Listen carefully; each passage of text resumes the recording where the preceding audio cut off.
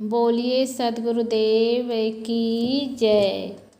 परम पूज्य संत गुरुजन, परम सम्मानित सज्जनों एवं भक्तिमय माताओं, लोगों के मन में ये भ्रम बना रहता है कि आकाश में स्वर्ग है और पाताल में नरक है, और इसीलिए दिखा भी देते हैं कि स्वर्ग में जाने वालों के लिए सारी सुविधाएं रहती है और नरक में जाने वालों को उनको यमराज बहुत मारते हैं, बहुत प्रताड़ित करते हैं।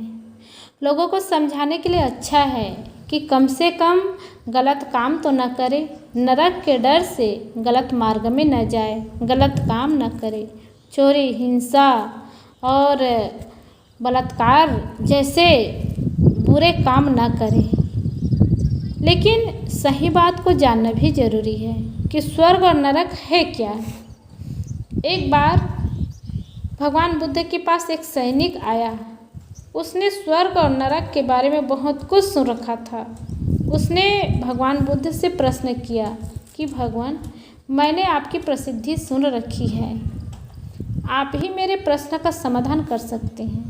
लोग कहते हैं कि कहीं स्वर्ग और नरक है, मैं समझ नहीं पा रहा हूँ, कृपया आप बताइए, क्या सचमुच कहीं स्वर्ग और नरक का अस्तित्व है? भगवान बुद्ध ने एक उड़ती हुई दृष्टि डाली और कुछ गंभीर होकर पूछा, तुम्हारा पेशा क्या है? उस व्यक्ति ने कहा, मैं शस्त्रजीवी हूँ। भगवान बुद्ध ने कहा, तुम और शस्त्रजीवी? भला कौन राजा तुम्हें अपनी सेना में रखेगा? तुम्हारी शक्ल तो भिखारी जैसी लगती है। इतना सुनना था कि युवक का चेहरा तमतमा गया, हाथ तलवार की मुठ पर चला गया। भगवान बुद्ध ने यह देखकर कहा, अच्छा तो तुम्हारे पास तलवार भी है, लेकिन तुम्हारी तलवार में तो धार भी नहीं है, इससे तो मेरा सिर भी कटना मुश्किल है। इतना सुनना था, युवक का गुस्सा बढ़ता गया और वार करने को एकदम तत्पर हो गया। वह देखता है कि महात्मा बुद्ध मुस्कुराते हुए कह रहे हैं, लो देखो, यही नरक का द्वार है।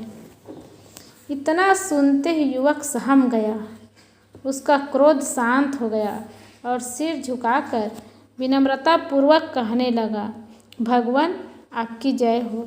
मुझे इतना गुस्सा आया और मैं आप पर वार करने के लिए तत्पर हो गया, फिर भी आपका चेहरा म्यान नहीं हुआ, आप मुस्कुराते रहे। तब भगवान बुद्ध ने कहा कि लो, अब स्वर्ग का द्वार भी खुल गया। भगवान बुद्ध लोगों को समझाते थे तो केवल शब्दों से नहीं समझाते थे, प्रयोग करके प्रयोगात्मक ढंग से बताते थे, समझाते थे, ताकि लोगों को सहज में समझ में आ जाए। काम, क्रोध, लोभ, मोह, वैमनस्य ही नरक के द्वार है और दया, क्षमा, करुणा, प्रेम, प्रसन्नता स्वर्ग के द्वार हैं। हम जिस क्षण काम में रहते हैं, क्रोध में रहते हैं, लोभ में रहते हैं, मोह में रहते हैं, वैमनस्य की भावना होती है, तो समझिए हम उस समय नरक में जीते हैं। और जिस समय हमारे मन में दया की भावना है, क्षमा की भावना है, करुणा है, प्रेम है, प्रसन्नता है, तो ये समझिए कि हम उस समय स्वर्ग के द्वार में हैं। हर समय मन विकारों में बहता रहता है, हर समय मन क्रोधी, लोभी, मोही होता रहता है। थोड़े भी मन के अनुकूल नहीं हुआ, कामना की पूर्ति नहीं हुई तो तुरंत क्रोध आता है। किसी के धन को देख करके तुरंत लोभ आता है। किसी को देख करके अपने परिवार के प्रति इतना मोह बना रहता है और हम चाहते हैं जीवन स्वर्ग का हो, कैसे हो पाएगा? यही विकार ही तो दुख की खाई में ले जाता है, और इसी दुख के खाई में पड़ करके हम स्वर्ग का जीवन जीना चाहते हैं, हम कैसे जी पाएंगे? और हृदय में दया, क्षमा, करुणा, प्रेम, प्रसन्नता आ जाए तो ये जीवन में स्वर्ग है। दया, जीवों पर दया की भावना नहीं आती, किसी से गलती हो गई तो क्षमा नहीं कर पाते, किसी दीन दुखियों को देख करके करुणा का भाव नहीं आता, लोगों से प्रेम नहीं हो पाता, फिर प्रसन्नता कैसे बनेगा? और यही तो स्वर्ग से हट करके नरक का जीवन जीना होता है। स्वर्ग नरक कहीं आकाश पाताल में नहीं होता है, इसी धरती लोक में है। इसलिए अपने कर्म को अच्छा बनाएं, व्यवहार को अच्छा बनाएं, जीवन को सुंदर बनाएं। संत गुरुजन हमें कितना समझाते हैं कि जीवन को सुंदर बनाना है, सुखमय बनाना है, प्रसन्नमय बनाना है। उसके लिए क्या करना है?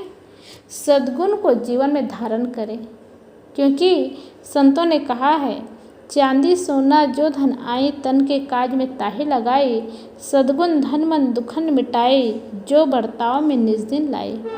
सद्गुण धन मन के दुख को मिटाने वाला है, जो हर समय बर्ताव में काम आता है।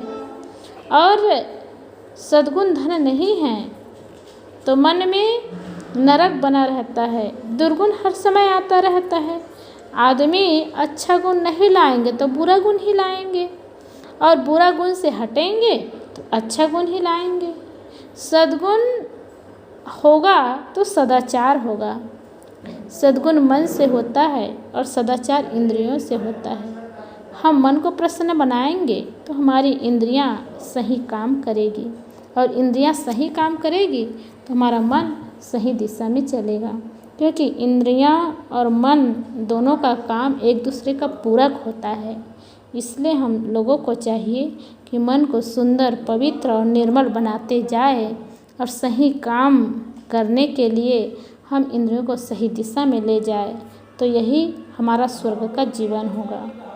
युवक आँख खोल करके खुली आँखों से भगवान बुद्ध की ओर देखता रहा और कहने लगा, भगवान अब समझ में आ गया कि सचमुच स्वर्ग और नरक क्या है। स्वर्ग और नरक कहीं बाहर नहीं है, आकाश और पाताल में नहीं है। स्वर्ग हर व्यक्ति के अंदर है और नरक भी हर व्यक्ति के अंदर है।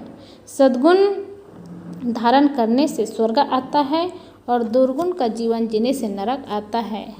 वह सैनिक बहुत खुश हुआ और भगवान बुद्ध के चरणों में झुक करके आशीर्वाद लिया और अपने को संतोष माना। निश्चित है हम जीवन ऐसे जीते हैं तो जीवन सुंदर, सुखमय और शांतिमय बनता है, और समझ में आता है कि स्वर्ग और नरक कहीं बाहर नहीं, इसी धरती लोक में है। और धरती लोक में रह करके धरती के प्राणियों के प्रति दया की भावना बनाएं, प्रेम बनाएं, और विकारों से मुक्त हो, विकारों को दूर करे, तो जीवन सुंदर होगा, जीवन सुखमय होगा, शांतिमय होगा, और यही स्वर्ग का जीवन होगा। बोलिए सद्गुरुदेव की जय।